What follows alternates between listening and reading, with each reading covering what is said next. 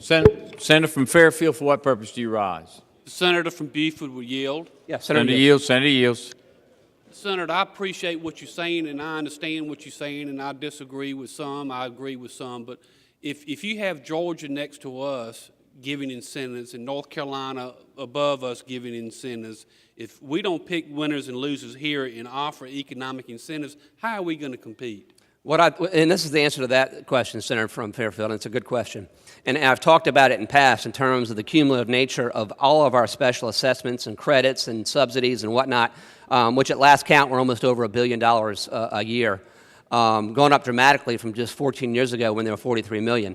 What I would argue is, if we went ahead and stopped all the subsidies, if we stopped all of the crony capitalism, and we went ahead and therefore had the ability to lower taxes across the board for everybody, and we became a low-tax state, where people could go there and see South Carolina doesn't play favorites. South Carolina doesn't give special treatment to those who have access to power. South Carolina goes ahead and treats everybody equally, and you keep those taxes low, and you focus on the fundamentals like infrastructure, I think we could be a very prosperous state. Because the fact of the matter is this: we're not an extraordinarily wealthy state, okay? We're not, relatively. And so if we go ahead and want to play the favor game or play the incentive game, there's always going to be another state that has more money and more capital than us and can outbid us.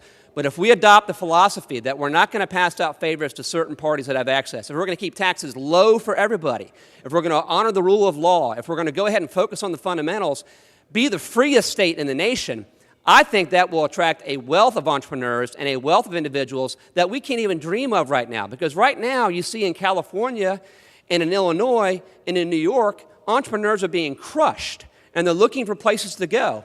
I want them to come here. I want them to take their money and their dreams and their hard work and come to South Carolina as the freest state in the nation. And if we do that, if we did that, I think we would have prosperity and an increase in the quality of life in South Carolina far beyond any sort of targeted approach we could ever take. Well, how long will that take?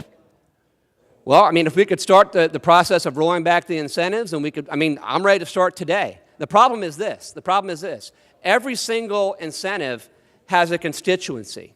And every single group that benefits from special treatment wants to hold on to that power. And I appreciate the point that you're making, Senator from Fairfield. It's that if we don't play the game, then others will, and the companies, instead of coming to South Carolina, will go to those other states. I guess what I'm saying to you is this: I don't accept that premise. I think that if you do away with all the favoritism and lower taxes for everybody and adopt that reputation as being a free state, you're going to attract a lot more entrepreneurs and a lot more capital than you would with that targeted approach. I think in a perfect world, you're probably correct. But, I mean, to do something like that, you're talking 20, 30, 40, 50 years from now. And what about the jobs that are being created by these incentives? What do people do that don't have jobs that would have been created during that time period? What are you going to tell people? Well, look, I mean, in specific instances, again, it's the broken window fallacy. You're talking about the people that wouldn't have gotten the jobs because of the incentives. But what you're not seeing is what opportunities might have been created if you could have had lower taxes by not having to pay for those incentives. And so, again, I'd go back to that Bastiat broken window fallacy. Again, it's easy to see the jobs that aren't there, okay, because it's very visible. What is hard to see is what never happens. And that's the difficulty. And I recognize that's a difficulty, and I take your point, Senator from Fairfield.